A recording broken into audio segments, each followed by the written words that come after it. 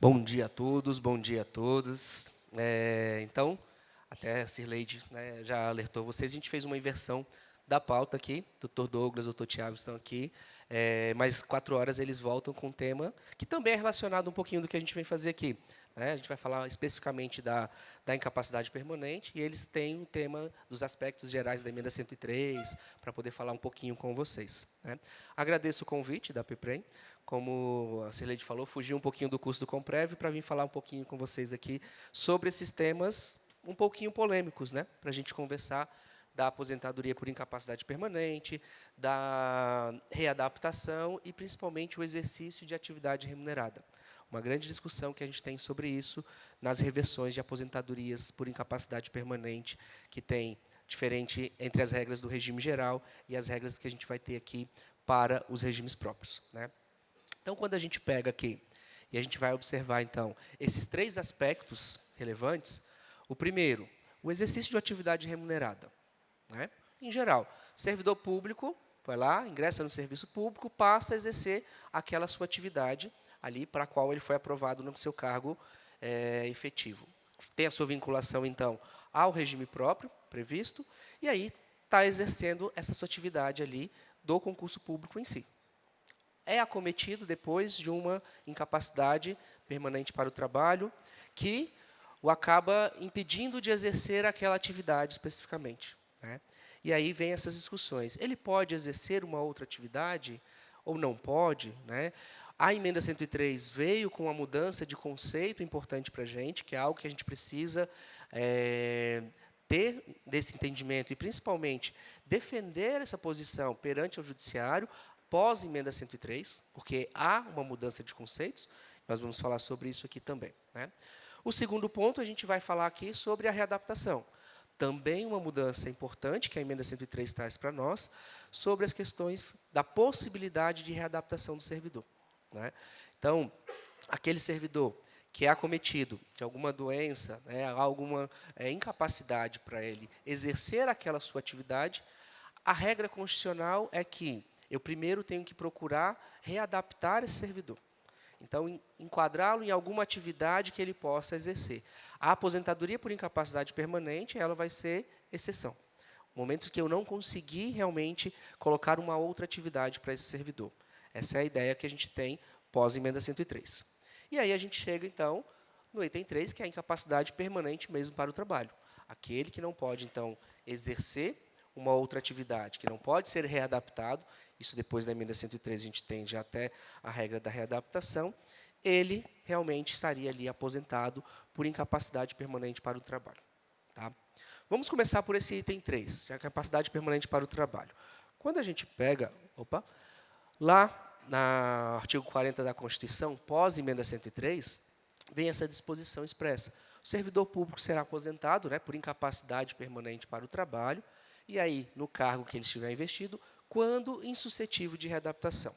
Isso é uma exigência que a Constituição traz para a gente, como a gente comentou aqui. E há uma mudança de conceito.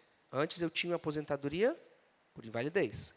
Agora eu tenho um termo da incapacidade permanente para o trabalho. Não é apenas uma alteração de nomenclatura, de se dizer, não, agora quiser colocar um nome mais bonitinho, né? Não vou chamar mais a pessoa de inválido, mas sim que ele está incapaz para o trabalho. Isso traz uma mudança de conceito para nós. Por quê? Quando eu pensar na invalidez, o conceito da invalidez ele vai dizer para a gente, olha, devido ao segurado que for considerado totalmente incapaz para o exercício de suas atividades habituais, mediante perícia médica, insuscetível de recuperação para o exercício da atividade laborativa que ele tinha como subsistência. Então, a invalidez ela estava muito relacionada à atividade que o servidor, a atividade que aquela pessoa exercia. Então, ele exercia uma atividade, foi acometido de alguma doença, foi acometido de algum acidente, de algo relevante, que lhe impede de continuar a exercer aquela atividade especificamente. Né? Então, ele não pode exercer aquela atividade para a qual ele desempenhava, e então se tinha aposentadoria por invalidez. E havia essas discussões. Ele poderia exercer outra atividade ou não? Em regra, no regime geral, se colocava que se ele fosse exercer uma outra atividade, iria cessar a aposentadoria por invalidez, se judicializava sobre isso, né, tinha toda uma discussão, e o objetivo da emenda 103 foi justamente modificar esse entendimento, trazer ali essa necessidade, que, no caso da aposentadoria permanente para o trabalho, você vai ter uma condição em que a pessoa, devido a uma doença ou acidente, perde definitivamente a capacidade de exercer qualquer atividade laboral que lhe garanta o sustento. Então, isso já é um ponto importante que a gente tem que ter nessa mudança de conceito. Quanto à invalidez, a ideia inicial era que ele realmente não poderia exercer uma outra atividade, mas se havia discussões, a emenda 103 veio para tentar resolver essa situação, porque o propósito da Previdência é resguardar aqueles que não podem realmente exercer uma outra atividade, e muda o termo, muda o nosso conceito. Agora passa a ser a incapacidade permanente para o trabalho. Então, qualquer atividade que ele voltar a exercer, ele já estaria, então, se trazendo a discussão sobre o acúmulo dessa atividade com uma aposentadoria por incapacidade permanente. Tá? Então, esse ponto importante do que a gente tem no conceito da aposentadoria por incapacidade permanente, que está vinculado, ali em cima, insuscetível de readaptação. Então, a partir do momento que eu tenho a aposentadoria por incapacidade permanente, eu tenho que fazer sempre essa readaptação desse servidor. Então, eu só vou conceder uma aposentadoria por incapacidade permanente quando eu realmente fizer uma análise e constatar que não é possível ter a readaptação daquele servidor. A regra, sempre convento com o pessoal, é o seguinte, né? Era comum a gente ver as reportagens, passava no Fantástico, né, nos jornais, que diziam lá, o servidor público que está lá aposentado por invalidez no ente federativo e ele exerce tal atividade, né? Então, ele continua trabalhando. Então, o que a emenda veio trazer? Olha, se ele pode trabalhar em alguma atividade, então vamos procurar, dentro da administração pública, onde ele possa exercer essa atividade. Né? Porque aí ele vai ser readaptado dentro desse conceito, que a gente vai ver que a própria emenda 103 também traz para o artigo 37 lá da Constituição. Tá? Então, o primeiro ponto que a gente tem aqui é essa mudança de conceito, que é importante para a gente dentro dessa discussão. Dentro da readaptação, nós tínhamos essa discussão antes da emenda 103. Né? Eu posso readaptar o servidor? Isso não estaria ofendendo o princípio do concurso público, porque ele passa a exercer uma atividade que ele não estaria apto, que ele não foi aprovado no concurso público. Né? Ele foi aprovado no concurso público para aquele cargo efetivo. E agora ele está exercendo outras atividades de outro cargo efetivo. Teria conflitos quanto a isso? Em regra, as decisões, né, do Supremo, a gente tinha uma súmula vinculante, que se falava, né, muito, e vinha muito nessa linha, da impossibilidade, alguns casos que se discutia sobre esse enquadramento. A súmula vinculante 43 falava, é inconstitucional toda modalidade de provimento que propicia ao servidor investir-se sem prévia aprovação em concurso público, destinado ao seu provimento em cargo que não integra a carreira na qual anteriormente investidos. Nós tínhamos muito a readaptação prevista nos estatutos. O Estatuto da União, a 8.112, já tinha previsão lá da readaptação. Vários estatutos municipais também tinham essa previsão. E vinham esses questionamentos. Né? É possível? Não é possível? Tem casos em que judicialmente se conseguia sustentar e era permitido você fazer a readaptação nesse sentido. E outros casos em que realmente não se conseguiria sustentar juridicamente essa posição. E o juiz determinava que não, a pessoa teria que ser aposentada por invalidez. Né? Pensando, então, nesse impacto que você tem para a Previdência, se vinculou lá a incapacidade permanente e a readaptação. Mas, para fortalecer esse argumento jurídico, houve uma alteração lá no artigo 37 da Constituição, para você trazer uma disposição no parágrafo 13 para dizer o seguinte, o servidor público, que é titular de cargo efetivo, pode sim ser readaptado para exercer cargo cujas atribuições e responsabilidades sejam compatíveis com a sua limitação. Então, eu posso readaptar esse servidor para que ele possa exercer outras atividades, sem que isso vá ofender o princípio do concurso público, que também está no artigo 37 da Constituição. É como se você trouxesse aqui uma exceção a essas disposições aqui que a gente tem do concurso público, nessa hipótese aqui de uma limitação física ou mental do servidor público. Enquanto ele estiver nessa condição, né, e aí esse ponto importante que a gente vai falar aqui, enquanto ele estiver nessa condição, a gente volta na regra da aposentadoria por incapacidade permanente para dizer que a emenda 103 também exige reavaliações. Nós precisamos prever em lei que tem que ser feito reavaliações do servidor, né? A própria emenda exige isso. Qual é a regra de cálculo que eu vou colocar para aposentadoria por incapacidade permanente? Se é aquela mesma da União, 60% mais 2 ou não, isso a sua lei define. Mas o que a Constituição exige para vocês é que, obrigatoriamente, precisa ter uma reavaliação. De quanto em quanto tempo? A lei local é que vai definir essa reavaliação. Porque ele vai estar vinculado também a essa questão da readaptação aqui, que enquanto ele permanecer nessa condição, ele pode ser readaptado. Se ele tiver uma melhoria dessa situação, digamos assim, entre aspas, ele poderia retornar e exercer aquela atividade, ou até se ele não puder mais exercer esse cargo para qual ele foi readaptado, a gente poderia então trazer ele ali para efetivamente ter uma aposentadoria por incapacidade permanente para o trabalho. Tá? E aí, quais requisitos aqui dentro da readaptação ainda? Possuir habilitação e nível de escolaridade exigidos e mantém-se a remuneração do cargo de origem. Então, veja, eu não faço uma promoção do servidor de enquadrá-lo num outro cargo. Olha, você agora vai ser enquadrado naquele cargo. Ele passa a exercer aquelas funções, ele passa a exercer as atividades daquele cargo por conta da sua limitação que ele sofreu, física ou mental, ele pode ter essa readaptação. Tá?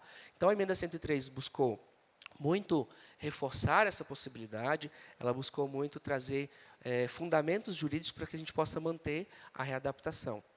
Mas numa regra que é da emenda 103, que é a reforma da Previdência, digamos assim, justamente por conta desse vínculo com a aposentadoria por incapacidade permanente.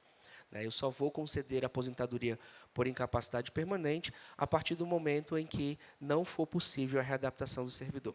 Então, já são os vínculos que a própria reforma traz para a gente aqui quanto a esses pontos. Tá? Então, é importante a gente já avaliar essas situações e pensar na aplicação prática que a gente tem dentro do nosso regime próprio, dentro do nosso ente federativo. Tá? A readaptação ela vai estar muito mais vinculado a uma atividade do próprio ente federativo, porque ele que vai ter que verificar, né, onde poderia colocar aquele servidor para exercer alguma atividade específica, e não muito ao regime próprio, né, mas é algo que o regime próprio precisa acompanhar para que venha essa resposta numa avaliação. Em uma perícia, então, precisa se indicar, ele é suscetível de readaptação ou não? Essa é a pergunta-chave antes de vocês concederem uma aposentadoria por incapacidade permanente. Porque é uma exigência constitucional que eu só posso concedê-la a partir do momento em que não houver, na verdade, a possibilidade dessa readaptação. Então, é um grande ponto que a gente tem para discutir aqui nesse ponto. Então, pensem que depois da emenda 103, tudo que a gente tinha ali de decisões judiciais que falavam, olha, não é possível a readaptação do servidor, muda o paradigma e a gente precisa, então, dessa defesa judicial e até mesmo administrativa da possibilidade que a Constituição traz, dentro do artigo 37, de se existir a readaptação do servidor. Tá? A readaptação para o exercício de outro cargo, né, ela foi constitucionalizada, então, por esse parágrafo 13, e ela tem as seguintes exigências, quando a gente olha ali o que está no parágrafo 13. Eu tenho que ter compatibilidade das atribuições e responsabilidades do novo cargo com a limitação que o servidor tenha sofrido. Então, obrigatoriamente, eu vou ter que fazer essa avaliação sobre a limitação que o servidor tem e o cargo para qual eu estou readaptando esse servidor. Né? Então, obrigatoriamente, ele precisa ser readaptado no mesmo cargo, para a mesma atividade? Não, ele pode ser readaptado para para um outro cargo que ele vai exercer aquelas atividades enquanto estiver nessa situação. Então, não é obrigatoriamente só nessa hipótese que a gente teria aqui. Ele vai permanecer no cargo da readaptação apenas enquanto mantida essa condição do servidor, aquilo que a gente comentou um pouquinho, tem que ter habilitação e nível de escolaridade exigido para o cargo de destino, né, e é mantida aquela remuneração. A readaptação ela vai, então, além da análise de saúde do servidor. Ela vai buscar muito a avaliação da sua capacidade para o exercício da atividade do cargo público e a sua manutenção em atividade. Qual o propósito da readaptação? Manter o servidor em atividade. né? Então, a incapacidade permanente, a aposentadoria por incapacidade permanente, ela seria uma exceção. Então, tem um propósito de tentar manter esse servidor em atividade para, digamos assim, não ter um impacto previdenciário de déficits atuariais tão altos, mas principalmente de você resguardar essa capacidade laborativa da pessoa. Em alguns casos, tem discussões judiciais até que a pessoa era aposentada por invalidez compulsoriamente, que se tem ali, e a pessoa não queria. Ela queria trabalhar, ela queria exercer uma outra atividade, mas ela era obrigada a se aposentar por invalidez. E aí vinham essas discussões, em alguns casos até judicialização disso, até com dano moral previdenciário, né, porque a pessoa não se sentia bem em ficar aposentada, ela queria exercer uma atividade. Então, por isso que a gente tem que buscar aqui essa manutenção da atividade para a administração pública, mas principalmente para o servidor. Se ele pode exercer alguma outra atividade, é bom para a administração pública, porque ele vai exercer aquela atividade, e ainda é bom para o servidor, que pode exercer alguma atividade em específico aqui, dentro dessa readaptação que a gente pode fazer. Tá? E o terceiro ponto, a gente fala sobre o exercício de atividade remunerada, né, do que tem.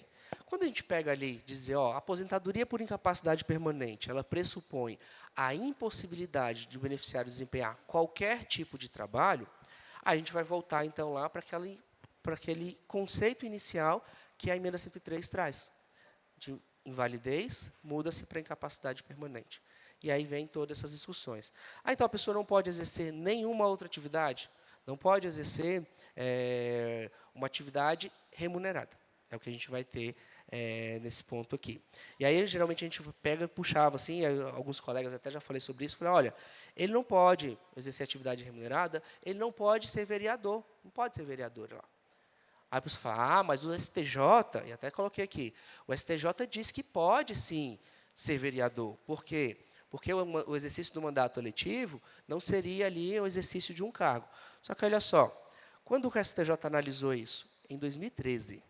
Tem uma decisão do STJ em 2013 que se fala disso. Né? Que, ó, recurso especial, aposentadoria por invalidez, acumulação com subsídio decorrente de mandato eletivo. Né? Então, ele fala, é possível, né, exercer o mandato eletivo com proventos de aposentadoria por invalidez, porque são vínculos de natureza diversas. E aí, o que a gente vai pegar? Vai pegar o conceito da aposentadoria por invalidez. Olha, ele estava incapacitado para exercício da sua atividade laboral. Mas ele pode exercer, então, a atividade de mandato eletivo. O entendimento do STJ era no sentido que sim. Por quê? Porque era diferente da sua natureza laboral. Né? Era um outro vínculo. Agora, o STJ analisou isso depois da emenda 103, que a gente não vê ainda. Por quê? Eu tenho uma alteração de conceitos para incapacidade permanente para o trabalho. Se ele pode exercer a atividade, né, de vereador, exercendo mandato eletivo, eu entendo, e aí eu já defendo isso, que então ele poderia retornar para uma outra atividade dentro do ente federativo. Não é? Mas a atividade de vereador que ele exerce não está muito relacionada ao seu cargo. Mas o conceito da emenda 103 não é mais ao cargo, é a possibilidade da pessoa exercer uma atividade, para qualquer atividade de vínculo trabalhista, digamos assim, do seu vínculo laboral lá, e não mais aquele seu cargo. Então, a partir do momento que ele exerce uma atividade remunerada, eu já posso pensar, então, numa hipótese de readaptação. Ele não pode exercer o seu cargo, mas ele poderia exercer uma outra atividade. E aí vem, então, essas discussões do que a gente vai trazer aqui, de falar um pouquinho até mais, nesses impactos que tem a readaptação e o exercício de uma outra atividade. Tá? Então, isso muito que a gente vai pensar. Então, quando tem esses 3 pontos, a gente volta aqui. Volta aqui para aqueles 3 pontos que a gente falou. Né? Então, ó, exercício de atividade remunerada, readaptação e incapacidade permanente, para a gente discutir alguns aspectos, digamos, controvertidos sobre essas 3 situações. A primeira delas, a gente vai pegar lá na portaria 1467, o artigo 176, que ele vai falar sobre essa hipótese da aposentadoria por incapacidade permanente. Né? Então, a aposentadoria por incapacidade permanente ou invalidez, ela vai ser concedida com base na legislação, na data que o laudo médico pericial definir como início da incapacidade total e definitiva para o trabalho e vigora a partir da data da publicação do ato correspondente. Então, o Ministério da Previdência já traz essa orientação para a gente sobre essa avaliação médica, pericial, que vai definir ali a partir de que momento que ele estaria incapacitado. Sendo que eu vou ter que observar dentro dessa avaliação médico-pericial a possibilidade da readaptação, aquilo que a gente já falou ali, né? Está em outros artigos até aqui da portaria 1467. Então, nessa situação da impossibilidade de readaptação, eu poderia ter a aposentadoria por incapacidade permanente, e aí sim você teria, então, essas discussões sobre o início dela, que estaria relacionado ao laudo médico-pericial. E aí vem o parágrafo único. O aposentado que voltar a exercer a atividade que denote a recuperação de capacidade laboral para o exercício de atribuições do cargo em que se deu a aposentadoria ou a possibilidade da sua readaptação, terá a aposentadoria por incapacidade permanente ou invalidez reavaliada, a pedido ou de ofício, assegurado sempre ao interessado o direito à ampla defesa e ao contraditório. E aí aqui a gente vem, então, para se perguntar, né? Essa previsão aqui, da 1467, ela diz para a gente que, então, o exercício de atividade remunerada, ela é um indício ou ela é uma presunção da recuperação da capacidade para o exercício de atribuições do seu cargo? Né? Então, a primeira coisa que a gente vai pensar, é indício ou a presunção? E aí, a gente vai ver, né, e vai entender que eu tenho regras diferentes dentro do regime próprio e dentro do regime geral. Nesse caso, especificamente aqui. Tá? Por quê? Quando a pessoa passa a exercer uma atividade, né, remunerada, para o regime geral, ele é sempre segurado obrigatório. Então, se a pessoa exerce uma atividade remunerada, dentro do regime geral, ele é segurado obrigatório. Por isso que lá na 8.213, a gente vai ter uma previsão expressa que, se o aposentado por invalidez ou por incapacidade permanente exerce uma atividade remunerada, a aposentadoria por invalidez ou incapacidade permanente tem que ser cessada e ele passa, então, a contribuir para o regime próprio, para o regime geral, por conta daquela atividade remunerada que ele tem. Né? Então, só pelo exercício de atividade, ele já vai ter ali, dentro do regime geral, o seu vínculo obrigatório, e esse vínculo obrigatório, então, vai estar ali relacionado a essa atividade que ele tinha. É diferente quando eu vou falar de regime próprio. Por quê? No regime próprio, basta o exercício de qualquer atividade remunerada para estar vinculado ao regime próprio? Não, né? Para eu estar vinculado ao regime próprio, a primeira coisa que eu preciso fazer, concurso público. Né? Então, eu faço o concurso público, sou aprovado no concurso público, passo a ser vinculado no regime próprio a partir do momento que eu entro em exercício lá. E aí, sim, eu tenho essa vinculação ao meu regime próprio. Então, quando eu tenho esse exercício de atividade remunerada, no regime geral, se interrompe, então, se cessa o pagamento da aposentadoria por invalidez ou por incapacidade permanente, e aí ele passa a contribuir. Inclusive, o INSS tem judicializado, em alguns casos, pedindo restituição dos valores que a pessoa recebeu indevidamente durante esse período em que ela recebeu a aposentadoria por incapacidade permanente e exercício de atividade laboral. Tem essas discussões ali. Mas, quando nós formos olhar para os regimes próprios, nós vamos ver que isso é apenas um indício, porque a própria emenda vai exigir da gente uma reavaliação. Eu vou precisar, então, chamar esse servidor, eu vou precisar trazer esse servidor para que eu possa fazer uma reavaliação da sua incapacidade e se ele estará apto para retornar ao seu cargo ou se ele está apto a ser readaptado em uma outra atividade dentro do ente federativo. Aí, sim, eu vou poder cessar a aposentadoria por incapacidade permanente. Eu não posso jamais interromper o pagamento simplesmente por ter uma hipótese, né, de ter ali um indicativo que aquela pessoa está exercendo uma outra atividade remunerada. Sempre vou ter que fazer essa avaliação dentro do regime próprio, para que você possa, então, ter ali esses ajustes, digamos assim, possa chamar o servidor, fazer essa reavaliação e aí sim definir se eu cesso a aposentadoria por invalidez ou a incapacidade permanente ou se eu vou readaptar aquele servidor ou se ele retorna para o exercício daquele seu cargo. Diferente, então, regras do regime geral e do regime próprio que a gente tem. E somente a partir dessa avaliação é que eu vou fazer a cessação, né, do benefício previdenciário. E aí sim, vou fazer os encaminhamentos adequados, do retorno para o cargo ou da aposentadoria, do retorno para o cargo ou da readaptação, digamos assim. Então, quando eu tenho esse exercício, o que eu vou ter é um indício da recuperação de capacidade, e não uma presunção. Enquanto no regime geral, por conta do seu vínculo, pelo exercício de atividade, você já tem ali uma presunção, e ele já faz um tratamento diferenciado do que a gente pode fazer dentro dos regimes próprios. Tá? Então, precisamos estar atentos a essa situação também, nesse aspecto da aposentadoria por incapacidade permanente. Tá? Opa. Um outro ponto, a aplicação... Opa, está aqui. Aí, a aplicação do Instituto da Readaptação exige lei local regulamentando essa matéria? Eu preciso ter uma lei, eu preciso fazer a reforma para que eu possa ter a readaptação do que se tem aqui, né?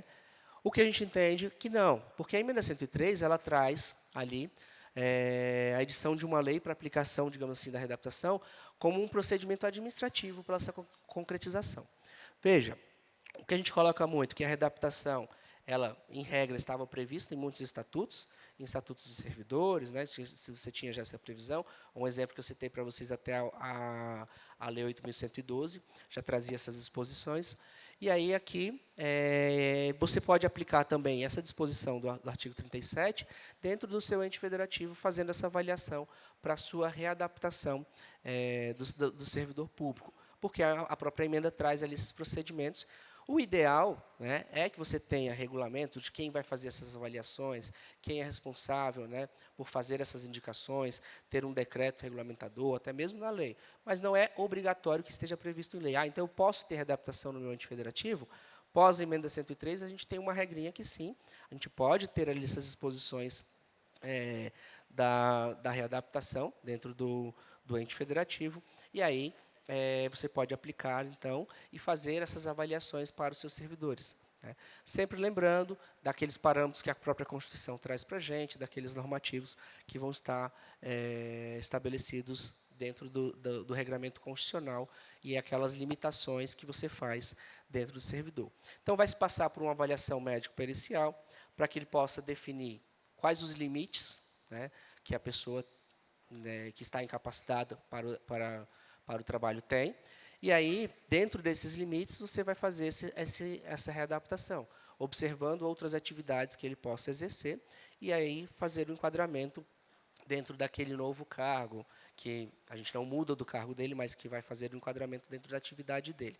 Né? E aí você vai fazer, então, essas disposições para que possa, então, o servidor exercer essa outra atividade e não ser aposentado aqui, tá? Do que a gente tem. Então, lá, lembrando o que está no parágrafo 13 do artigo 37 da Constituição, aquilo que a gente falou da possibilidade dentro desses limites. Então, um pouquinho do que eu até comentei com vocês ali, a gente vai lembrar do parágrafo 13 do 37, o que pode ser feito como readaptação para o servidor, vai estar muito vinculado a esses pontos aqui. Tá? O STJ decidiu ali, né, que, tendo em vista a natureza transitória do auxílio-doença e da aposentadoria por invalidez ou incapacidade, uma vez constatada a recuperação da capacidade laborativa, deve ser cancelado o pagamento do benefício, mesmo quando percebido por mais de 5 anos consecutivos. Então, a discussão que se tem sobre a pessoa já está aposentada por invalidez, por incapacidade permanente há muito tempo. Né? Então, se você constata, e aí a gente vai pegar aquela diferença do que a gente falou, a constatação no INSS ela é muito presumida pelo exercício de uma outra atividade, a nossa constatação vai estar vinculada muito a uma avaliação pericial, médico-pericial, que a gente vai fazer dentro desses parâmetros. Mas a gente tem entendimentos já ali do STJ que eu posso fazer a reavaliação a qualquer tempo. Né? Então, ainda que tenha mais de 5 anos, ainda que tenha alguns outros parâmetros. Algumas legislações, né, dos entes federativos acabam dispensando essas reavaliações em umas hipóteses muito específicas ali. Quando a pessoa já tem mais de 60 anos, quando tem mais de 65, dependendo do que tem na legislação, quando já está há mais de 10 anos recebendo algum benefício. Tá? Mas, ainda assim, eu poderia fazer essa reavaliação.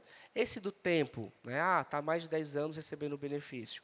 Eu entendo até que, depois da emenda 103, é algo que pode ser questionável, né? Só porque está recebendo o benefício há tanto tempo, eu poderia ou não reavaliar. Depois da emenda 103 veio a obrigatoriedade de reavaliações, ela não trata dessas exceções. Poderia se discutir. Tem uma questão muito específica, a pessoa às vezes ficou 10 anos, vamos supor, recebendo aposentadoria por invalidez. E aí você faz uma reavaliação dela. Ela retorna para o exercício daquela atividade. Esses 10 anos que ela ficou recebendo o benefício, eu não posso contar ele como tempo de contribuição para fins de concessão de um novo benefício, né?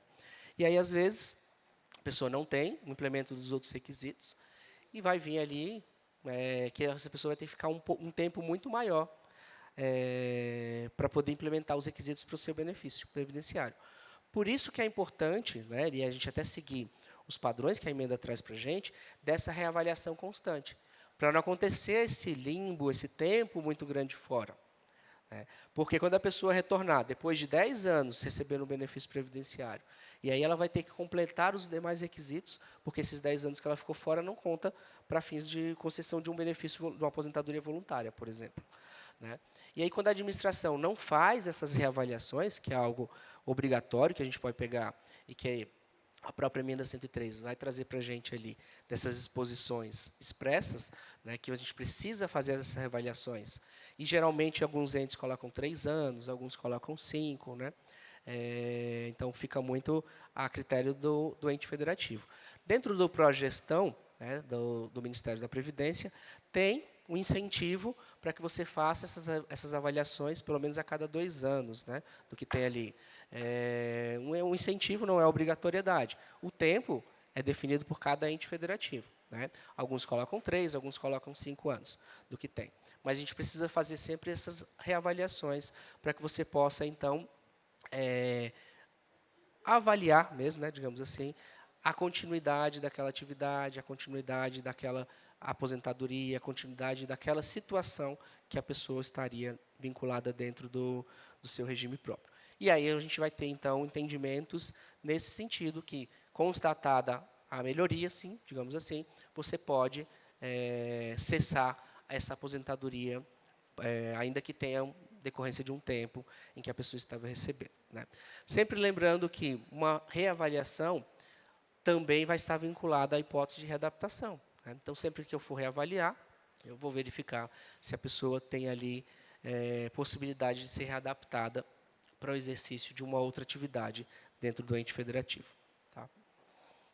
E ainda o STJ está discutindo um tema, né, um tema repetitivo lá do tema 1157, que é sobre a possibilidade de cancelamento na via administrativa, né, de uma concessão de um benefício por incapacidade judicial, né, se é possível ou não você ter essas discussões. Esse tema repetitivo está muito relacionado à disposição do INSS, mas isso também a gente vai trazer aqui para as nossas disposições dentro do regime próprio, que é o quê?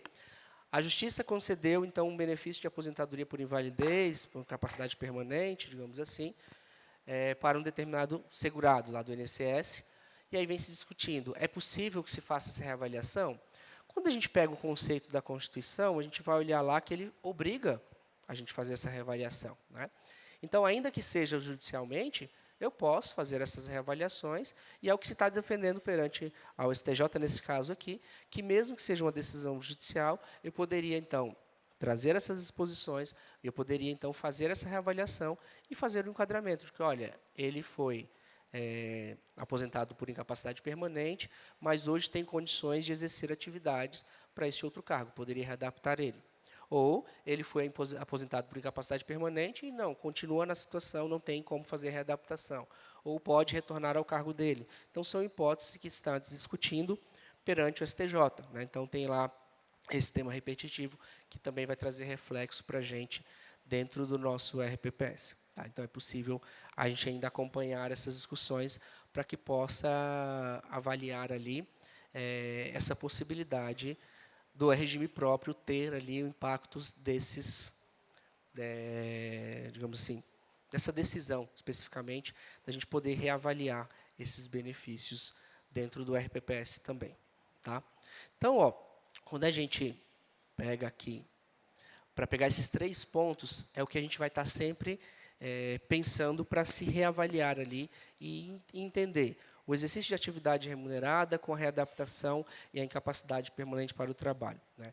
Eles vão estar sempre relacionados, só que em pontos extremos, que a gente possa dizer assim. Se eu exerço uma atividade remunerada, eu tenho um indício de uma possibilidade de readaptação desse servidor. Então, isso não caberia para a gente uma incapacidade permanente para o trabalho, né? Se é possível readaptar, se ele tem condições de exercer alguma atividade, ele poderia exercer alguma atividade também na administração pública. Tá? Se ele está aposentado por incapacidade permanente para o trabalho, é porque não foi possível a readaptação. Então, aquilo que a gente já colocou ali. Se ele não pode ser readaptado, aí sim, ele vai ser aposentado por incapacidade permanente para o trabalho e não caberia exercício de atividade, nenhuma atividade remunerada, porque, senão, caberia o tema da readaptação. Então, veja, quis colocar a readaptação aqui, né, digamos, como ponto central, porque ela vai estar muito vinculada a esses dois pontos. Se ele tem atividade remunerada, ele pode ser readaptado, e no caso da incapacidade permanente, é quando não houver essa possibilidade de readaptação aqui. Tá? Algumas discussões que vão se exigir, possibilidade de readaptação do servidor. Quais os parâmetros, né? O que eu teria aqui como parâmetros dessa possibilidade de readaptação? Vai depender muito de regulamentos internos, e aí vem até as discussões ali. Por exemplo, professor, né? Tem professores aqui hoje? Quem é professor? Tem bastante. Não podemos falar mal dos professores, né? Brincadeira. Olha, que isso, imagina. Brincadeira. Mas olha só, o que o professor tem, né? E por que se discute tanto a questão da readaptação do professor? Ele tem uma aposentadoria especial pelo exercício da atividade de magistério, né? Então, o professor, quando ele está em sala de aula, que ele exerce a atividade de magistério, e aí, quando a gente fala em sala de aula, é aquele ambiente escolar, digamos assim, ele tem uma aposentadoria especial, uma aposentadoria diferenciada, né? A gente costuma brincar até que é por conta do agente nocivo criança, né, que o professor tem a aposentadoria especial. Mas, então, quando ele exerce essa atividade ali de magistério, ele tem uma aposentadoria especial que é reduzida, 5 anos no tempo. E aí vem essa discussão dentro da readaptação. E aí, o professor que é readaptado, ele tem direito a uma aposentadoria especial ainda ou não? Eu defendo muito que depende. Eu acho que aí a administração teria que até buscar muito isso, de dizer o seguinte, olha, eu vou readaptar essa pessoa em uma atividade de ambiente escolar, que aí pelo menos eu posso continuar com essa pessoa, possa se enquadrar em uma aposentadoria especial. Por quê? Se eu pego o professor que estava no ambiente escolar, e aí eu vou readapto ele lá na Secretaria de Educação, que está fora daquele ambiente escolar, vem-se uma discussão sobre essa aplicação da readaptação para aquela aposentadoria especial. Por quê? Ele não está mais exercendo aquela atividade que a gente chama intramuros, digamos assim, né? Ele deixou de estar naquela atividade que ele tem contato direto com os alunos, com os pais, né, do que tem tudo. Então, isso tem umas discussões que é importante a administração estar atenta a isso, para que não traga um prejuízo, digamos assim, para o servidor, no momento em que ele deixa de ter essa discussão ali da aposentadoria especial, né?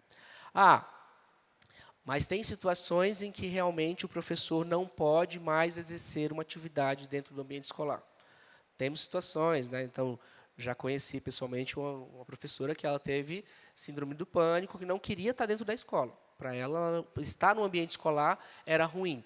Nessa hipótese, sim, ela vai ser adaptada fora do ambiente escolar, mas aí teria já essa discussão de não ter mais direito àquela aposentadoria especial, digamos assim, por conta de estar fora desse ambiente escolar. É uma discussão que a gente já tem.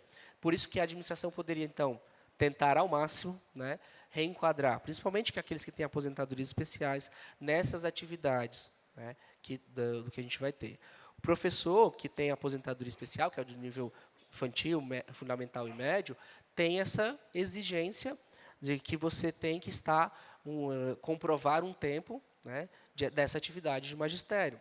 Quando você vai pegar, por exemplo, depois da emenda 103, as atividades policiais, que a gente possa dizer assim, né, eles também têm uma exigência, mas eles estão muito mais relacionados ao cargo. Então, o policial civil, o policial federal, o policial rodoviário federal, só que ele tem que comprovar um tempo de atividade policial, né, também. que é muito mais fácil, às vezes, do que do próprio professor que tem essa limitação que a gente fala dentro do ambiente escolar. Tá? Mas também tem essa exigência. Quando eu vou pegar a aposentadoria especial dos profissionais de saúde, né, eu preciso ter a efetiva exposição a agentes nocivos. Então, quando a pessoa é readaptada e deixa de ter essa exposição, ele também não vai ter aposentadoria especial, porque ele deixou de ter aquela exposição direta. Então, a readaptação ela tem que observar muito bem esses parâmetros, tentar manter ao máximo o servidor dentro daqueles parâmetros que ele teria uma aposentadoria especial, até nesses casos assim. Então, é importante a gente até ter uma avaliação nesse sentido, para que a administração possa indicar esses cargos dessa forma e evitar esses prejuízos, digamos assim, entre aspas, ao servidor, que possa prejudicá-lo num benefício voluntário lá na frente. Né? Já que o meu propósito foi não afastá-lo do exercício do cargo, foi não ter a aposentadoria por incapacidade permanente, já que ele pode exercer uma outra atividade, que eu não traga dentro da minha avaliação, porque a avaliação vai ser competência do ente federativo, nenhum parâmetro que possa prejudicar o servidor dentro daquela regra constitucional do que ele teria aqui. Tá? Então, é importante essa avaliação dentro da readaptação que a administração vai ter que fazer. Em geral, a gente sempre fala, olha, quem faz essa avaliação da readaptação vai estar muito vinculado ali ao ente federativo, porque é o empregador. Né? Só que a gente sabe como que funciona a realidade nos entes federativos. Então, é algo que a gente precisa construir com a administração. Não basta nós, regimes próprios, virar e falar, não, prefeitura, isso é responsabilidade sua, vocês que precisam fazer essa avaliação e me mandar. Né? Mas, ainda que a responsabilidade da avaliação seja, que vocês possam construir isso junto com o ente federativo. Né? Então, para aqueles que possuem o SESNIT, né, serviço lá de avaliação, fazer esse diálogo, construir essas hipóteses para que a gente possa ter uma avaliação adequada dentro do ente federativo, né, para que a gente possa ter essa avaliação, tanto para o benefício previdenciário, mas principalmente para a questão administrativa. Então, vocês que são ali no ente federativo, a referência em previdência, cada um de vocês ali no município de vocês, tentem construir isso internamente e não simplesmente dizer, olha, a prefeitura, essa é a responsabilidade de vocês que vão fazer, ainda aqueles que vão fazer, mas é interessante a gente construir esses parâmetros para ajudar principalmente aquele que é o maior interessado nessas questões, que é o servidor público. Né? Nessa hipótese, que ele já está acometido por uma doença, que o incapacita para exercício daquela atividade dele. Se a gente ficar jogando a bola para lá e para cá, ele é o maior prejudicado, né? Ele não vai ter esse retorno direto. Então, é algo que vocês possam regulamentar, ter um decreto regulamentador, ter ali um normativo interno, para que a gente possa ter ali esses parâmetros de avaliação de readaptação. E, a partir disso, criar essa rotina, né, que a gente possa dizer assim, a rotina de reavaliações. A cada 2, 3, 5, qual o prazo que vai estar estabelecido na legislação de vocês. E, a partir dessas reavaliações, ir adotando as providências necessárias. Se o servidor continua afastado, se o servidor retorna para exercer uma outra atividade, ou se ele retorna até mesmo para o seu cargo, que é uma hipótese que possa ter dessas avaliações aqui. Né? Aqui no estado de São Paulo, a gente tem um centro de perícias, digamos assim, que é responsável por fazer essa avaliação, tanto do Estado, né, quanto para nós aqui da São Paulo Previdência, da SPPrev, e aí eles fazem essa avaliação, e hoje está previsto lá no normativo uma avaliação a cada 5 anos, mas a gente tem discutido ali, até para enquadrar nesses parâmetros do Progestão, uma redução desse prazo. Né? Eles já aceitaram 3, mas a gente está negociando, querendo deixar 2, mas aí depende desses ajustes que tem ali junto com a perícia médica do Estado. É algo que vocês também precisam definir dentro do ente, quais os parâmetros que vocês possam ter ali dessas reavaliações. Tá? Então, isso é importante que a gente possa ter essas avaliações com rotina, principalmente pensando ali nessa necessidade do servidor e nessa necessidade do próprio ente federativo, do que a gente vai se avaliar. Tudo bem? Aqui?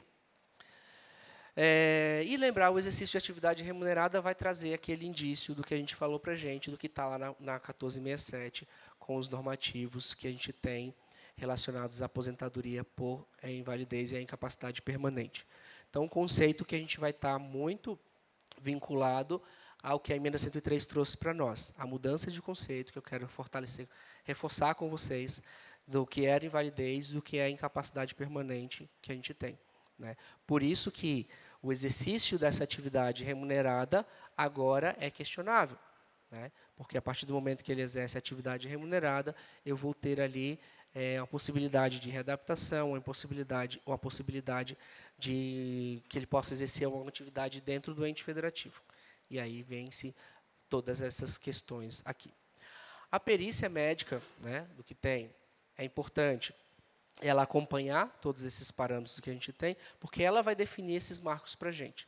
A partir de quando a pessoa ela realmente está incapacitada, e aí qual o início da incapacidade permanente dela, e também, numa hipótese de readaptação, os limites que a gente possa ter dentro da readaptação também. Então, é importante que a gente possa observar esses parâmetros aqui. Tá?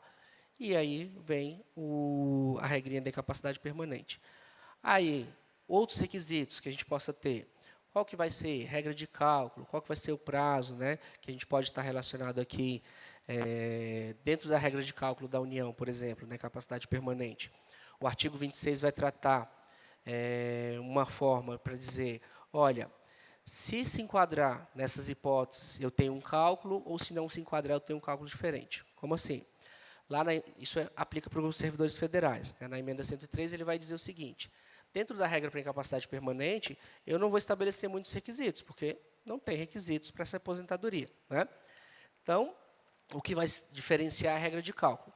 Dentro da regra de cálculo da União, eu vou ter um parâmetro que, se for acidente de serviço, doença profissional ou doença do trabalho, eu tenho 100% da média, independente do tempo que a pessoa tem de contribuição. Se não for essas hipóteses, eu vou ter um cálculo da União que vai ser 60% da média mais 2% para cada ano de contribuição. Eu falo muito que, para a União, tá, gente? Na União, essa regrinha para quem não se enquadrava no rol de doenças, digamos assim, e para quem agora está diferente, essa regra melhorou o cálculo, né? Então, o pessoal fala assim, a reforma só traz prejuízo, né? Não, mas para os servidores federais, nós não tínhamos aquela garantia do mínimo na aposentadoria por invalidez. Então, se a pessoa ingressava na União, ganhava R$30 mil, e um dia depois ela ficou doente, vamos supor, ela ingressou, ficou um mês, ficou doente, ele ia aposentar com o salário mínimo. Quando muita legislação dos estados, dos municípios, ela já tinha um percentual mínimo, né? Então, percentual mínimo de 60%, às vezes, da média do que tinha. Na União não existia esse percentual mínimo. A emenda 103 acabou trazendo isso. Então, hoje, é 60% da média, mais 2 para cada ano de contribuição.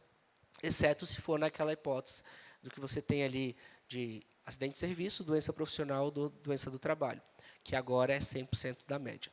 Então, na União, não existe mais aquele rol de doenças para aposentadoria por incapacidade permanente para o trabalho. Não existe mais aquele rol de doenças na União. Boa parte dos entes federativos, quem de vocês que fez reforma do ente de vocês? Temos até um número considerável aqui. Boa parte, vocês, na incapacidade permanente, todos adotaram a mesma regra da União? O que tem? Igual, igual, igual? Até hoje, o único que eu vi diferente, foi até Jundiaí que eu vi diferente hoje. Que Jundiaí, eles fizeram o quê? Eles colocaram, no caso, ele tem acidente de serviço, doença profissional, doença do trabalho e o rol de doenças. Eles colocaram mais esses dispositivos. Até hoje foi o que eu vi diferente, mas, em geral, o pessoal tem adotado a mesma regra da União. Quando eu falo doença profissional, doença do trabalho, tem uma discussão muito mais ampla sobre isso, né? Para se dizer, olha, qualquer coisa poderia se enquadrar nisso?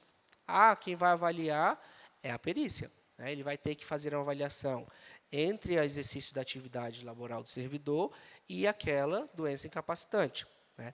É diferente quando eu tenho lá o rol de doenças que existia na legislação da União, né, que era aquelas doenças, não estavam relacionadas à atividade laboral do servidor, né? Mas aí, até, na época, a gente discutia sobre isso, e aí o pessoal de Jundiaí até falava assim, não, mas, olha só, a ideia foi o quê? O momento que a pessoa mais precisa ali, vamos supor, ela é acometida de um câncer, E aí, o câncer não está relacionado à sua atividade laboral. Ele não vai ter uma aposentadoria que seria um 100% da média. Essa foi a ideia que se colocaram ali dentro da regra, né, de Jundiaí. É possível? É possível se colocar. O cálculo notarial vai indicar esse impacto? Vai. Às vezes tem um impacto, né, um pouco maior, mas é aquela situação que eu posso fazer essa regra tendo uma questão diferenciada. Então, dentro dessa aposentadoria por incapacidade permanente para o trabalho, vai estar muito relacionado também a essas exposições do que a legislação traz. Né? Qual que vai ser a diferença dentro desse regramento? E aí, na avaliação que o médico pericial vai ter lá, ele vai fazer esse enquadramento também. Quem adotou a mesma regra da União, aquela doença é uma doença profissional, é uma doença do trabalho? Sim ou não? Porque isso vai fazer a diferença no nosso cálculo da concessão do benefício previdenciário. Então, é algo que a gente precisa também ter essa avaliação. Então, a incapacidade permanente para o trabalho vai ter essa necessidade da avaliação médica pericial, para que ele possa, então, trazer esses parâmetros para nós. Sempre vinculado, né? Lembrando, só quando não tiver a readaptação. Se eu posso readaptar, eu readapto o servidor, ele vai exercer aquela atividade ali que foi previsto dentro dos parâmetros médicos periciais também. Tá? Porque ele vai colocar quais os limites, né, do que tem. Em geral, até, se vocês conseguirem, né, aí precisa muito discutir isso internamente, que possa ter uma avaliação que já faça a indicação para esses cargos, digamos assim, para os cargos que a pessoa poderia exercer. Porque se eu falo, não pode exercer, vamos supor, sei lá, o médico vem e fala, o servidor não pode exercer uma atividade que esteja relacionada ao atendimento ao público. Tá, então, vamos pensar, então, ali dentro dessa avaliação, qual atividade que ele pode exercer que não esteja relacionado ao atendimento ao público. Então, ele vai trazer esses parâmetros e a gente vai ter que fazer esse enquadramento junto com a administração. A administração sempre vai ter que ir pensando esses parâmetros para a gente aqui, para que a gente possa fazer essa aplicação também dentro dessas incapacidades permanentes. Tá? Então, a gente precisa muito ter essas exposições dentro da incapacidade permanente para o trabalho e da readaptação. Vai estar muito relacionado um ao outro nessa necessidade da avaliação do ente federativo, nessa necessidade de avaliação do próprio RPPS. Você, RPPS, por segurança até, né, digamos assim, tribunal aqui de São Paulo, não vi ainda, talvez, quem sabe, nesse novo Aldesp, que entra agora, né, em setembro, para a gente, eles passem a olhar isso melhor, digamos assim, e passem a cobrar mais esses procedimentos. Mas, por exemplo, alguns tribunais já pedem que o regime próprio tenha um documento em que, efetivamente, constate que não é possível a readaptação. Então, por segurança para nós, precisamos ter ali, nesse parâmetro, uma resposta de que não se cabe a readaptação. Aí, sim, eu posso conceder a aposentadoria por incapacidade permanente. Então, fica para nós como se fosse um requisito. Tá? Então, não tenho essa resposta dentro do processo. Vamos voltar essa resposta para dizer que não cabe.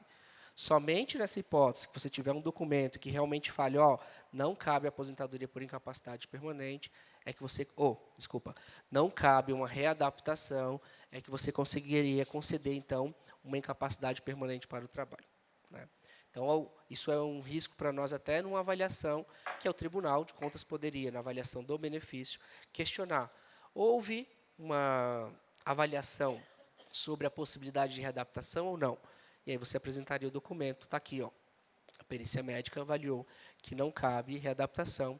Então, nessa hipótese, a gente tem aqui essa possibilidade aqui de concessão da aposentadoria por incapacidade permanente para o trabalho. Tá? Então, estaria muito relacionado a isso. Então, alguns documentos que a gente precisa instruir o processo, além da perícia, além da questão ali dessa readaptação do que a gente tem.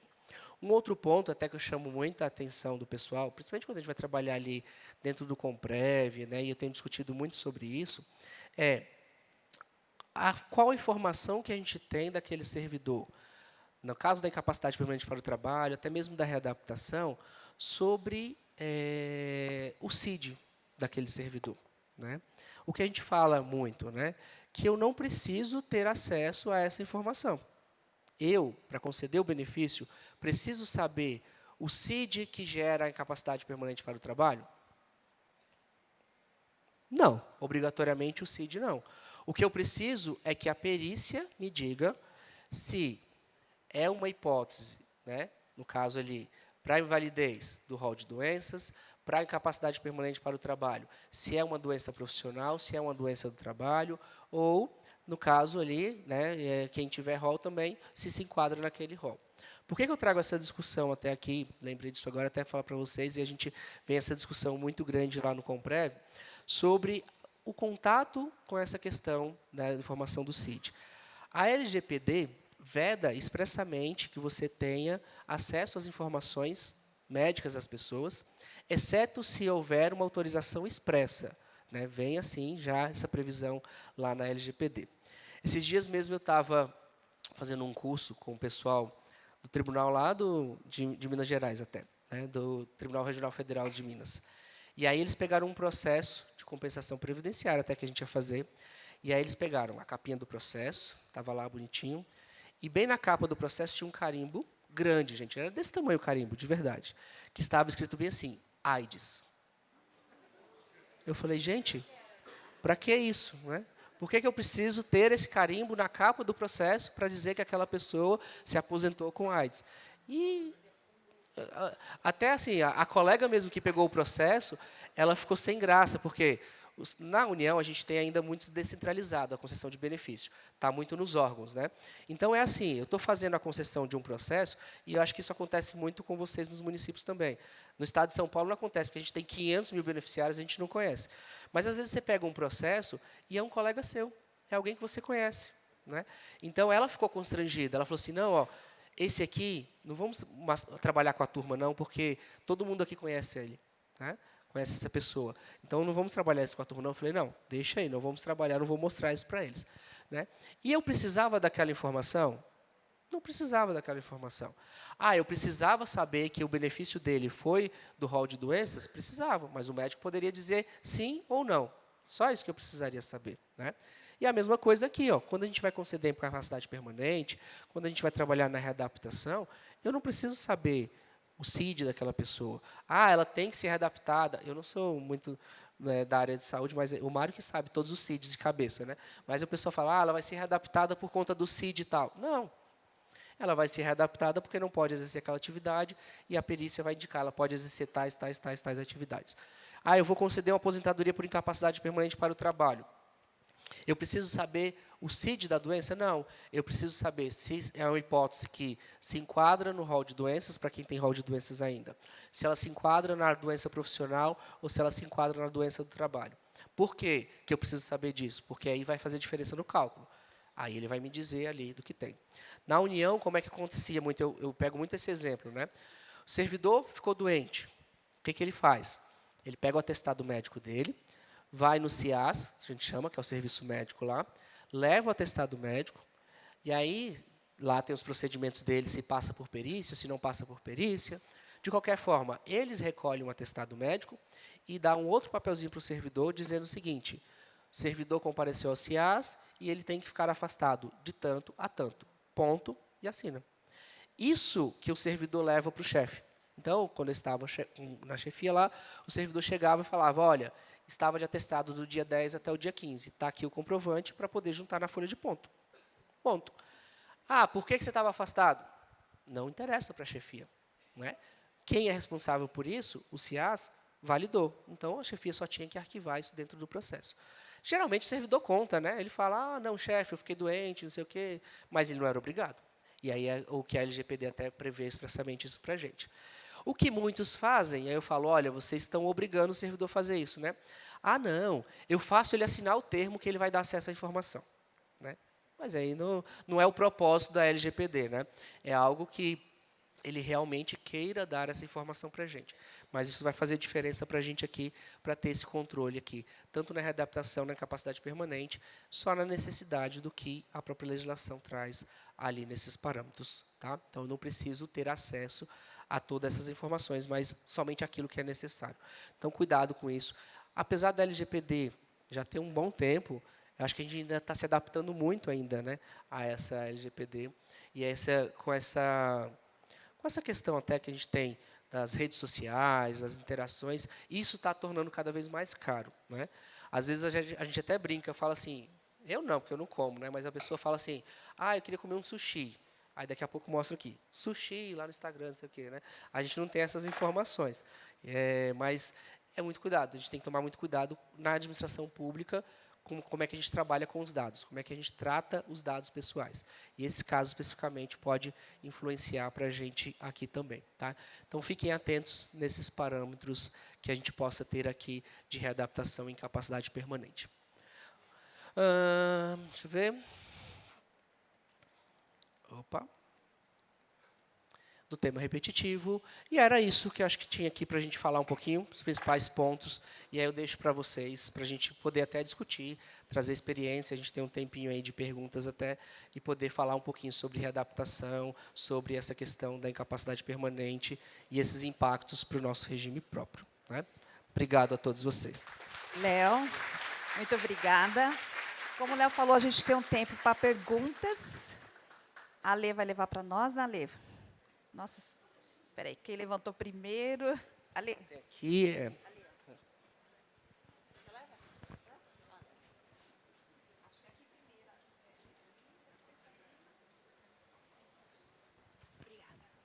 Doutor Leonardo, bom dia. Senhora Razano, como sempre, muito obrigado pelos esclarecimentos. Eu tenho uma dúvida em relação à readaptação, que a gente está tendo esse problema no nosso município. Eu sou de Porto Ferreira. Quando é realizado a readaptação do servidor, a Procuradoria faz uma portaria falando que aquela pessoa foi readaptada na função X. Tá. E aí, o que está acontecendo na divisão de recursos humanos? Eles meio que apostilam ela nesse cargo, que é a minha maior discussão. Quando a pessoa vai se aposentar, eles não deixam eu aposentar ela com o cargo dela de origem, mas com o cargo readaptado. Nossa. Já tive brigas, inclusive eles têm um entendimento que, vamos supor, a pessoa foi readaptada, ela tem que ficar 5 anos nesse cargo para conseguir se aposentar com esse cargo. E a discussão é essa. Eu falei, gente, eu não posso readaptar ela nisso. E aí eles não aceitam, porque eu mando uma sugestão de portaria, eles devolvem, bom, enfim, para não prejudicar o servidor que não precisa ficar esperando essa discussão, eles estão fazendo a portaria no cargo readaptado. Tanto é que a minha briga é exercício das funções do cargo. Sim. E aí a gente está tendo essa discussão. E aí eles falam que tem um entendimento, só que eles nunca me trouxeram esse entendimento. E aí eu queria saber se isso pode proceder ou não. Tá. Você pegou justamente no ponto que tem ali, né, que você falou, o exercício das funções do cargo. Porque, olha só, eu mantenho a habilitação, assim, eu mantenho a remuneração do cargo de origem, eu mantenho ele no cargo de origem. Se eu faço esse apostilamento de trocar ele de cargo, aí sim pode vir um questionamento de que realmente você está ofendendo o princípio do concurso público. Né? Porque eu não posso fazer essa transferência de cargo. Tanto é que ele só vai ficar nessa situação enquanto ele permanecer nessa condição. Então, eu só estou transferindo ele para exercer aquela atividade, as funções daquele outro cargo, porque ele não pode mais exercer o cargo dele. Mas eu entendo que ele não poderia haver essa transposição de cargos entre um e outro. Eu desconheço qualquer entendimento nesse sentido, até mesmo orientações do Ministério, Tribunal de Contas, sobre essa possibilidade de você transferir, entre aspas, ele de cargo, fazer esse apostilamento de cargos assim. Tá? Oi, bom dia. Bom dia, Ney. Tudo bem? Bom dia, Léo. Obrigado pela apresentação aí, bastante esclarecedora. E eu gostaria de trazer mais alguns pontos também para a gente tentar discutir também. Tá. Primeira coisa, a questão de readaptar, eu até tinha uma leitura um pouco diferente, na verdade, quanto a esse parágrafo 13.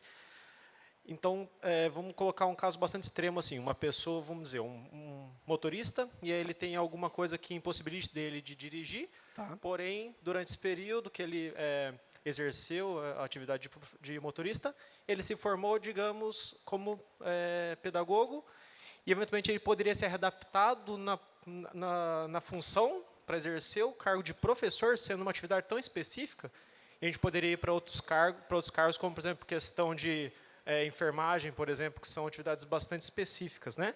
A pessoa não foi admitido naquele cargo, mas se formou ao longo do tempo, né?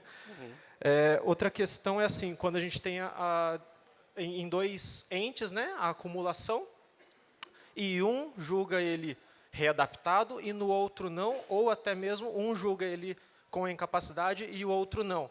Essa presunção da capacidade, e aí a gente leva a discussão para o aspecto do tamanho do ente. O ente, de repente, é um pouco menorzinho e não tem a estrutura para oferecer aquela readaptação para a pessoa. Sim. E aí já puxa uma outra questão.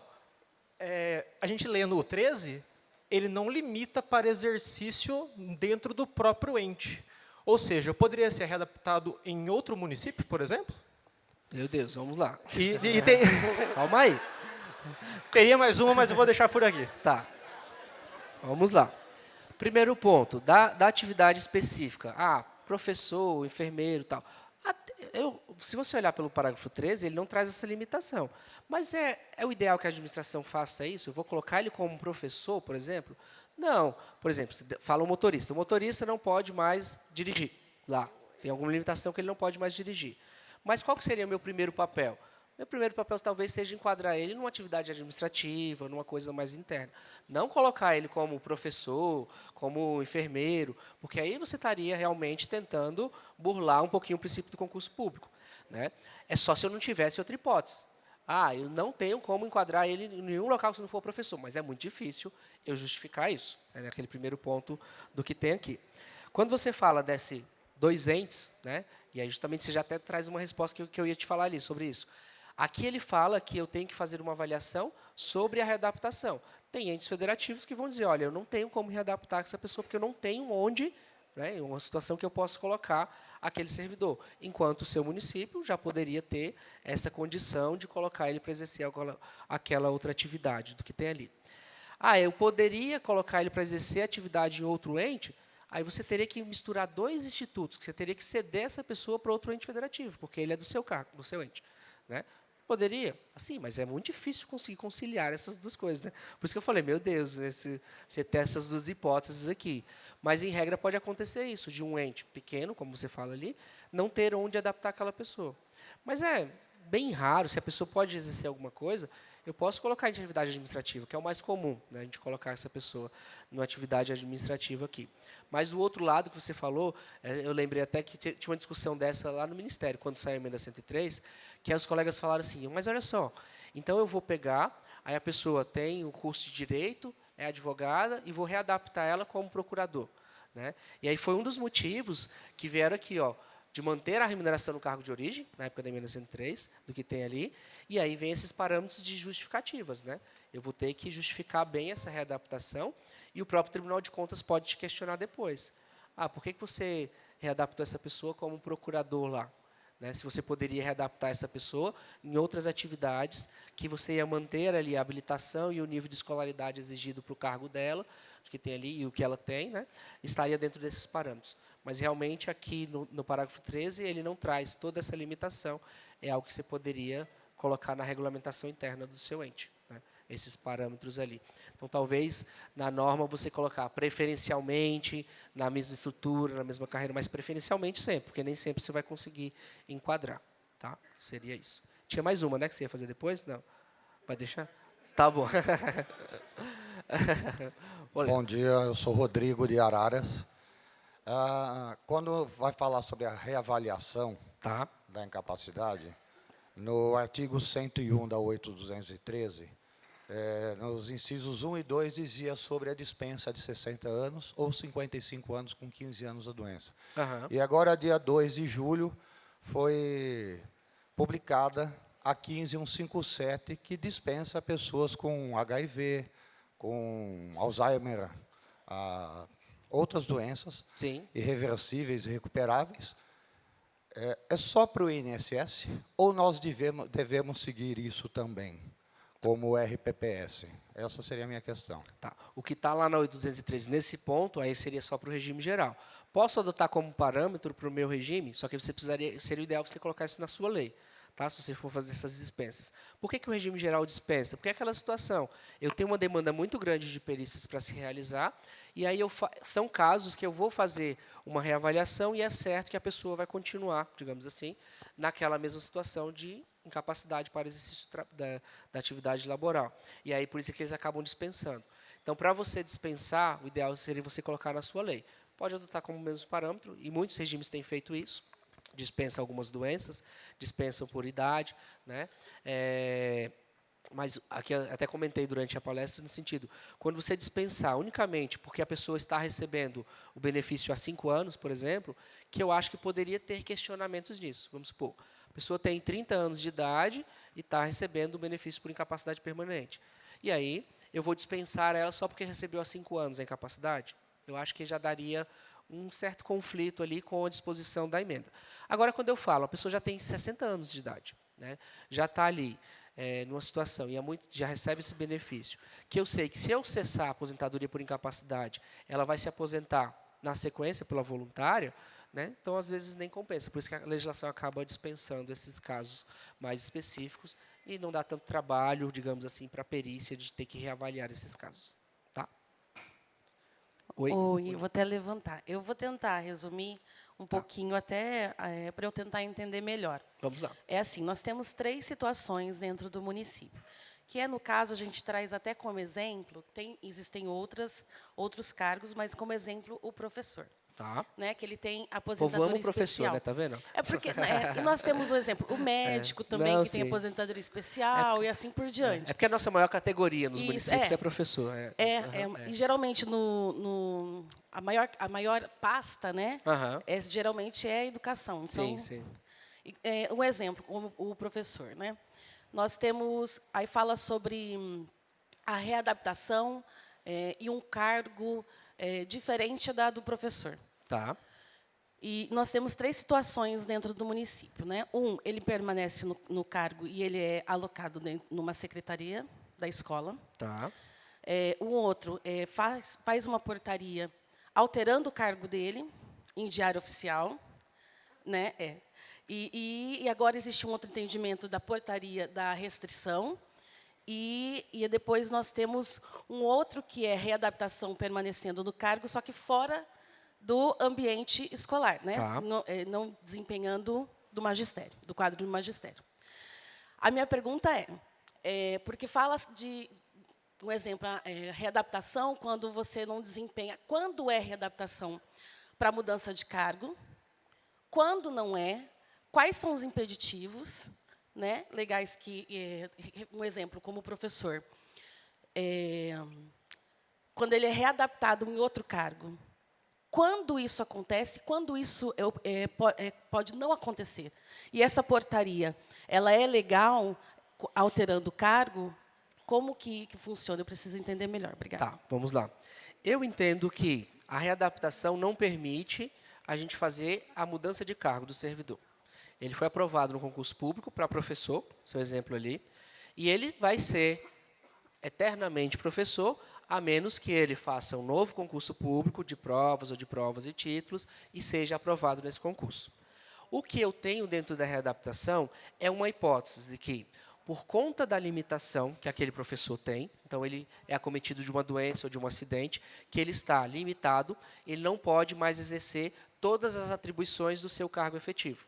Mas ele continua sendo professor, mas eu coloco ele para exercer uma outra atividade, que seria de um outro cargo, para ele poder exercer. Por isso, quando a colega falou assim, da portaria, você até falou, e eu já fiz com a cabeça assim, sem querer, você já falou, existe, né? Mas quando você fala assim, olha, eu faço uma portaria trocando eles de cargo. Isso aí, eu vejo como ofensa ao princípio do concurso público, que o próprio Tribunal de Contas poderia questionar isso para a gente. Quando a gente faz uma admissão, a gente tem que submeter ao Tribunal de Contas as admissões, as aposentadorias, né, tudo. Então, se eu mando uma portaria dessa para o tribunal dizendo assim, olha, o professor está sendo readaptado e agora o cargo dele passa a ser de secretário escolar. Opa, tem aí um problema. Eu vejo como um problema porque ele não fez concurso para secretário escolar, digamos. Agora, eu faço uma portaria para dizer que estou readaptando aquele professor que continua no cargo de professor para exercer as funções do cargo de secretário escolar por conta das suas limitações, né, do que tem. Aí, sim, eu estou trazendo aqui uma readaptação dentro desses limites. é só a função. Ele estaria muito relacionado à função que ele vai exercer enquanto estiver nessa situação. Mudar cargo, para mim, teria essa discussão sobre essa questão. Sobre o mesmo cargo, alterando a função, eu vou fundamentar muito no parágrafo 13 do 37, que ele permite eu fazer esse ajuste por conta da limitação do servidor. Seria o ideal desse desenho aqui.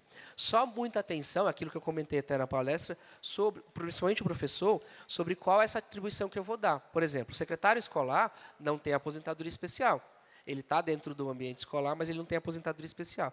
Então, se possível, a administração poderia readaptar o professor para exercer atividades pedagógicas ainda, né? Se possível, tem que avaliar cada um. Então, eu posso colocar o professor, então, na biblioteca, como professor que exerce ainda atividade com os alunos, para que ele possa ter a aposentadoria especial dele. Porque se eu coloco ele como secretário escolar, já teria o questionamento, olha, ele já não teria uma aposentadoria especial, porque o secretário escolar não tem aposentadoria especial, né? Então, só um exemplo para a gente ter. Então, eu acho que o ideal seriam portarias que venham ali, dizendo que eu estou readaptando aquela pessoa, mas mantendo ela no cargo de origem. Porque se eu mudo o cargo de origem, teria conflito com o princípio do concurso público. Tudo bem? Tá, a última pergunta aqui. Leonardo, bom dia. Bom dia. São duas dúvidas pontuais. A primeira seria a questão que você menciona da avaliação específica, concreta, da possibilidade de readaptação. Tá. Você colocou que ainda no Tribunal de Contas do Estado de São Paulo isso não está sendo avaliado de forma concreta, mas que já existe uma experiência de outros tribunais. E aí a minha pergunta seria, quais seriam esses parâmetros dessa... doente está mencionando que não há possibilidade de readaptação. Eu sou de Cotia, e lá nós temos uma realidade que a prefeitura simplesmente menciona. Não há possibilidade de readaptação. E aí nós sabemos que, na prática, diversos motivos. Às vezes, por não entender a necessidade da readaptação, às vezes de não ter um cargo, enfim, de não ter ali a alocação daquele servidor por uma função daquele cargo que poderia ser compatível. Tá. Mas eu sempre fico no questionamento, e aí essa possibilidade real de readaptação? Como poderia ser isso pensado na questão de fiscalização mesmo? Como o Instituto poderia estar resguardado, o município também, nesse sentido, se houve ou não essa avaliação concreta da readaptação? E aí depois eu tenho uma pergunta também complementar a Tá. isso. Obrigada. Vamos lá.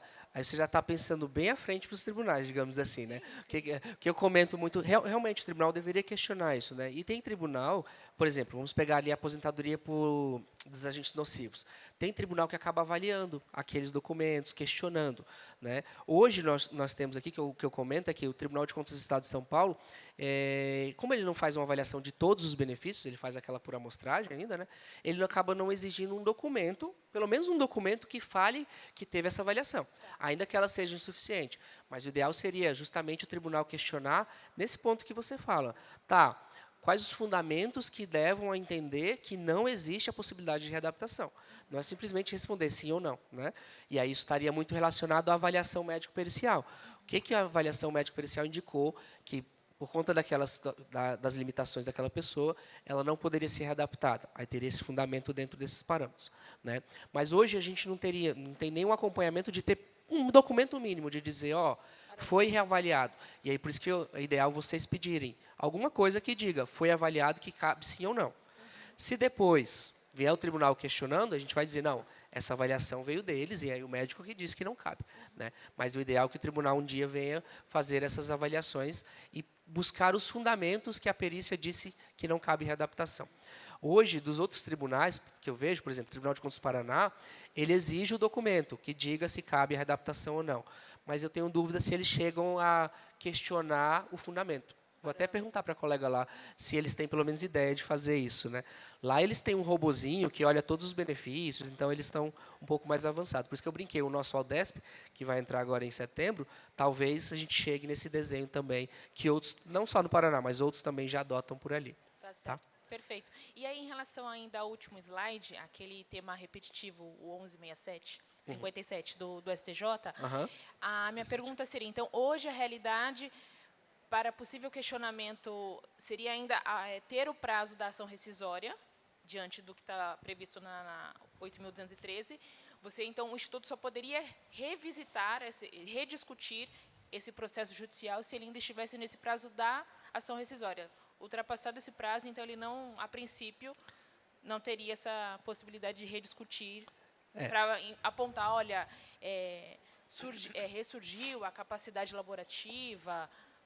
Não era o caso, porque existem também essas situações em processos judiciais que acaba tendo uma perícia inesperada diante de toda a documentação que estava no processo, da parte administrativa. Então, hoje o Instituto ele tem que ficar ainda nessa observância do prazo da ação rescisória, para tentar rediscutir. Hoje sim, e o que o STJ quer definir é justamente isso, né? Como eu tenho o princípio constitucional da reavaliação, dessa possibilidade de reavaliar a qualquer tempo, mesmo que tenha uma decisão judicial. E, assim, por enquanto, eles estão suspendendo todos os processos que estão relacionados a esse mesmo tema, né? Então, está como repetitivo com suspensão dos processos. Mas, por enquanto, estaria dentro desse prazo de rescisória, para a gente ter uma segurança ali, mas sempre fazendo essa reavaliação interna do que a gente tem. Tá bom? Nada, obrigado. Tá, vamos lá. A Cileide deixou mais uma ali. Quem foi? Ah, lá. Bom dia, Leonardo. Bom dia. Duas perguntas simples. Uma, já estou imaginando e antevendo uma relação conflituosa que pode acontecer entre perícia, já que ela que vai estabelecer, não é, se a pessoa está na fase de readaptação ou já definitivamente incapacitada para exercer a função laboral. Mas eu já imagino uma relação conflituosa, às vezes, em colocar um parecer de encaminhando para uma readaptação, mas a própria administração negar a readaptação, dizer que não tem condições, volta para o RPPS. Como que o RPPS deve agir nesse caso? Deve aposentá-lo? Volta para a perícia? E a segunda situação, em relação ao comentário que tu fez sobre a impossibilidade da gente contar esse tempo de aposentadoria por invalidez ou por incapacidade como tempo de contribuição para a aposentadoria, até porque seria um tempo fictício. Uhum. Nós temos um caso concreto de uma pessoa que trouxe 20 anos de tempo de invalidez para ser averbado e aposentado, mediante uma emissão de CTC do próprio INSS. Por decisão judicial? Não. Não judicial. Veio fazer requerimento administrativo, mas embasado numa CTC do INSS. Então, o próprio INSS tem certificado, além de outros períodos, né, contributivos, tempo de invalidez. Como que a gente deve agir nesses casos? Tá, vamos lá. Primeiro caso, que é o conflito, pode existir muito, e aí vocês precisam até regulamentar internamente sobre isso. Eu entendo que a perícia diz que cabe readaptação. Chegou na administração, a administração diz que não tem como readaptar, ela teria que fundamentar isso para retornar para a perícia realmente falar, não, então, eu estava dizendo que ele poderia exercer tais atividades. O que a administração está dizendo é que não tem essas atividades, seria a única hipótese, né, dizer não tem essas atividades no ente federativo. Né? Aí sim, eu poderia retornar para poder ter essa resolução do conflito interno aqui. Tá? Mas é importante sempre isso, porque isso vai fundamentar até a nossa decisão. Enquanto a perícia falar que cabe readaptação, eu entendo que seria melhor não conceder a aposentadoria por incapacidade permanente, porque é um requisito constitucional, quando suscetível de readaptação. Traria mais segurança para nós. Sobre certificação do INSS, depois, se você tiver até a CTC para me mostrar, eu sei que eles certificam muito o tempo de auxílio, o antigo auxílio-doença, que agora é incapacidade temporária. Isso, teve até uma discussão interna no INSS, depois da emenda 103, por conta própria, falou, não vou certificar mais tempo que a pessoa estava afastado em auxílio-doença ou por incapacidade temporária. Mas aí veio um parecer jurídico lá da PGFN na época e falou que não, que isso, a emenda 103 não mudou nada quanto a isso, que o tempo que a pessoa está afastada, né, em auxílio-doença antigamente e agora na incapacidade temporária, ele deve ser certificado normalmente. Então o INSS começou até a certificar separado. Ele fica lá em cima, fica zerado, lá embaixo tem tempo em incapacidade temporária. Aí vem todo esse tempo. Aí esse ele certifica. Agora, eu nunca vi certificar o tempo de aposentadoria por invalidez. Você teria que dar uma olhada nisso e entender qual o fundamento que o INSS traz. Porque, em regra, também não deveria contar, né, esse período que está lá. Tá? Porque também a pessoa está afastada do INSS. Tudo bem? Aí, se você tiver depois, me dá, que eu faço o quê? Sempre que eu pego esses casos assim, eu jogo para os colegas lá do INSS. Ei, me explica o fundamento disso aqui. Aí eles, às vezes, falam, nem tem, às vezes eles trazem o fundamento para a gente ali. Tá? Léo, muito obrigado pela apresentação. É claro que a gente teria muito mais perguntas, né, para a gente compartilhar, mas nós já estamos em cima do nosso horário, já até passamos. Em nome da PPRE, agradecemos muito a sua participação, a sua palestra, contribuiu um pouquinho para nós, para falar que esse tema tão complicado, e até dar alguns exemplos de Ubatuba, Acho que só que ele comentou lá, a gente teve uma aposentadoria por incapacidade. Ela, no período dela, dessa aposentadoria por incapacidade, continuou estudando. Ela se formou e continuou exercendo outras atividades dentro do município. Então, houve uma denúncia, vamos dizer assim, que ela continuava exercendo uma outra função, e era público no município. Então, houve realmente ela voltou à atividade, e esses 6 anos que ela ficou aposentada por incapacidade, ela solicitou uma CTC, a gente teve esse caso, só que, como a gente verificou, ela não tem esse direito. Então, ela foi notificada que ela não tem esse direito e ela vai ter que trabalhar mais 6 anos para fins de aposentadoria. Porque hoje, ela já retornou, ela teria direito a aposentar por idade e por tempo de contribuição, ela contando esses 6 anos. Só que ela vai ter que trabalhar mais 6 anos para poder se aposentar. Então, a gente teve esse caso lá em Ubatuba. E, com relação às perícias, a gente faz lá na nossa lei, de 2 em 2 anos, e a gente tem também um limitador da idade. Nós colocamos lá que você tem aposentadoria por incapacidade, acima de 65 anos, não precisa fazer aquela de 2, no nosso caso, de 2 em 2 anos. Já está no projeção, é.